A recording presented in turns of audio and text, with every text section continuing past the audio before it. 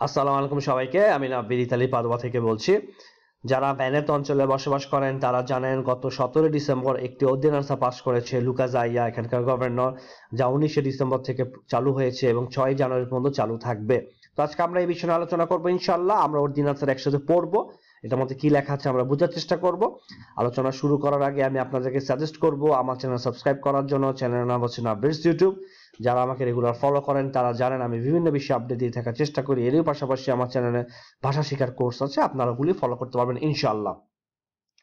তো চলে যাওয়া যাক, যে অর্ডিন্যান্সটা পাস করেছে লুকা জাইয়া গত 17 ডিসেম্বর, এটা বেসিক্যালি যারা ভেনেসিয়া, পাদোভা, ভিচেন্সা, ভেরোনা, রোভিগো, ত্রেভিজো, বেলুন অঞ্চলে বসবাস করেন তাদের জন্য এটা প্রযোজ্য।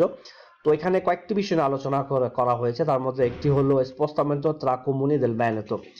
এটা হলো এই, আপনার রেসিডেন্স বা ডোমিসাইল যে কমিউনিতে আছে ওই কমিউনি থেকে আপনি অন্য কমিউনিতে দুপুর 2টার পরে যেতে পারবেন না।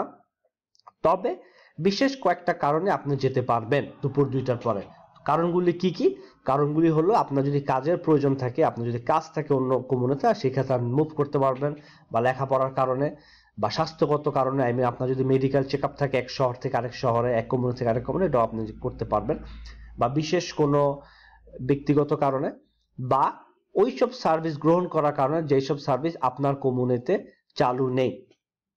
তবে দুপুর 2টার পরে আপনি আপনার কমিউনিতে ব্যাক করতে পারবেন, এতে কোনো সমস্যা নেই।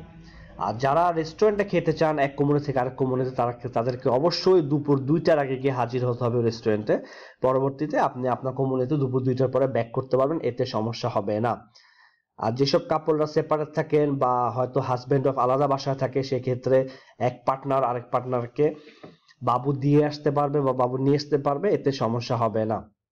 আর যারা এই মুহূর্তে বিভিন্ন বিয়ের অনুষ্ঠানে পার্টিসিপেট করতে চাচ্ছেন বা যাবেন, বা ফুনেরাল অনুষ্ঠানে যাবেন, তারা করতে পারবেন, এতে সমস্যা নেই। তবে অবশ্যই আপনাদেরকে যে গাইডলাইনটা দেওয়া আছে রাষ্ট্র থেকে, এটা আপনাদেরকে ফলো করতে হবে। এবং যাদের ফ্লাইট আছে এই মুহূর্তে, তারা ফ্লাইট ধরার জন্য এক শহর থেকে আরেক শহরে এয়ারপোর্টে আপনারা যেতে পারবেন। ট্রেন থাকলে ট্রেন ধরতেও যেতে পারবেন, বা কাউকে যদি পৌঁছানো দেওয়া প্রয়োজন হয় সেক্ষেত্রে আপনার আকম্পাইনারও করতে পারবেন, এতে সমস্যা হবে না। এবং যাদের দুটো বাসা আছে, দ্বিতীয় বাসায় মুভ করতেও কোনো সমস্যা হবে না। আর বেসিক্যালি সবাইকে আহ্বান করা হচ্ছে যে দুপুর 2টোর পরে যাতে আপনারা বিভিন্ন যে কমার্শিয়াল যে প্রতিষ্ঠানগুলি আছে প্রতিষ্ঠানে অ্যাক্সেস নেওয়ার জন্য আপনাদেরকে আহ্বান জানানো হচ্ছে। তবে এটি মনে রাখবেন, এটা খুবই একটা জরুরি বিষয়, যে per gli spostamenti effettuati dopo le ore 14 è obbligatorio indicare le ragioni e i luoghi degli spostamenti anche in rientro nell'autocertificazione conforme al modello statale reperibile al link। যে দুপুর 2টার পরে আপনি যখন মুভ করবেন অবশ্যই আপনাকে আউটো সার্টিফিকেশনে নিয়ে মুভ করতে হবে, ইভেন আপনি যখন ব্যাক করবেন আপনার বাসায়, আঙ্কে ইন রিএন্ট্রো। ওকে, সুতরাং যেটা করবেন যে আউটো সার্টিফিকেশনের কতগুলি আপনার সাথে রেখে দিবেন, কারণ কখন প্রয়োজন হয় এটা বলা যায় না।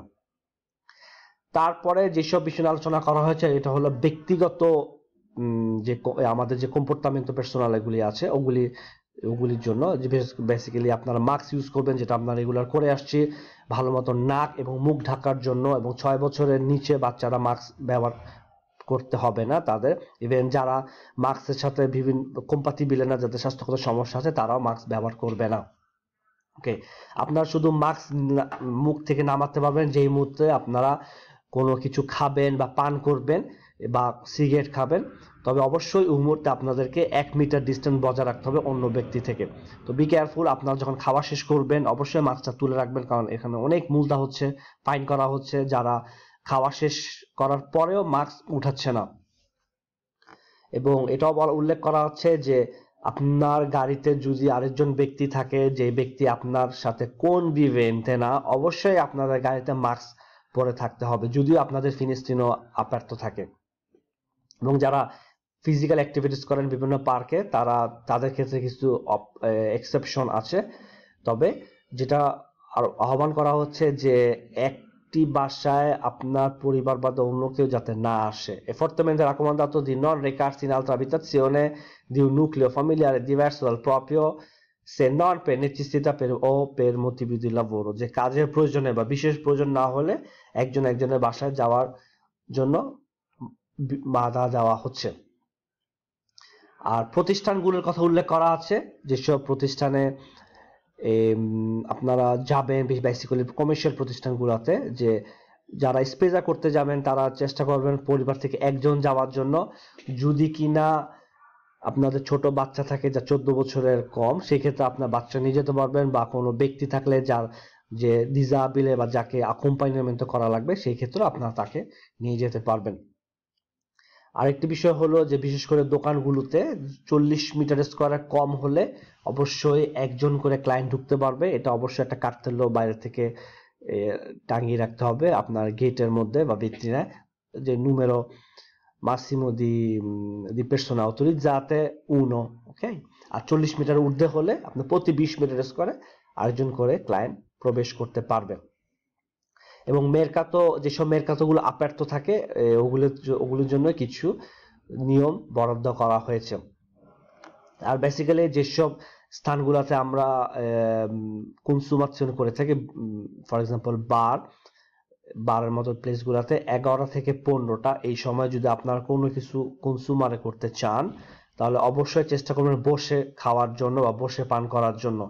যদি প্লেস ফাঁকা থাকে বসার, যদি সিট থাকে অবশ্যই বসে খাবেন, আর যদি বসে না থাকার সিট না থাকে সেক্ষেত্রে আপনি দাঁড়িয়ে খাবেন। এটা হচ্ছে 3টা পর্যন্ত, কিন্তু দুপুর 3টা পর অবশ্যই আপনাদেরকে বসে পান করতে হবে, বা আপনারা যে প্রাঞ্জ করতে চান অবশ্যই দুপুর 3টার পরে এটা বসে করতে হবে। এটা আপনাদের একান্ত দায়বদ্ধতা, কারণ ওই সময় ভিজিলে যদি পাস হয়, যদি দেখে আপনারা দাঁড়িয়ে খাচ্ছেন, যদিও বসার সিট ছিল, তো সেই ক্ষেত্রে হয়তো আপনাকে হয়তো ফাইন করতে পারে বা হয়তো ওয়ার্নিং দিতে পারে।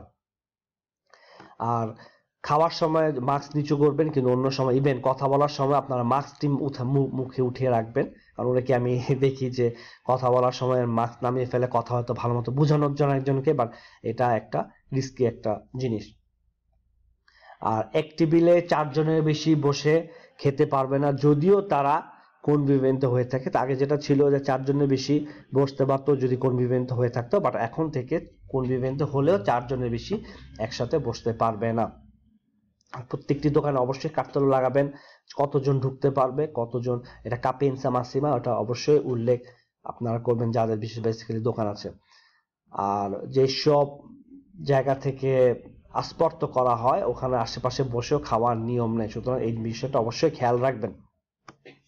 এই যে আইনটা জারি করা হয়েছে এটা 6 জানুয়ারি 2021 সাল পর্যন্ত জারি থাকবে, পরবর্তীতে অবস্থা বুঝে ব্যবস্থা গ্রহণ করা হবে। সুতরাং চেষ্টা করবেন আইনগুলি ফলো করার জন্য, কারণ এখন প্রচুর পরিমাণ কন্ট্রোল হবে। বেসিক্যালি নাতালে আমাদের যে বড়দিন যে হবে সামনে, এই উপলক্ষে অনেক কন্ট্রোল আসবে। সুতরাং চেষ্টা করবেন যাতে এই আইনগুলো আপনারা ফলো করতে পারবেন, বেসিক্যালি যারা ভেনেতো অঞ্চলে বসবাস করেন।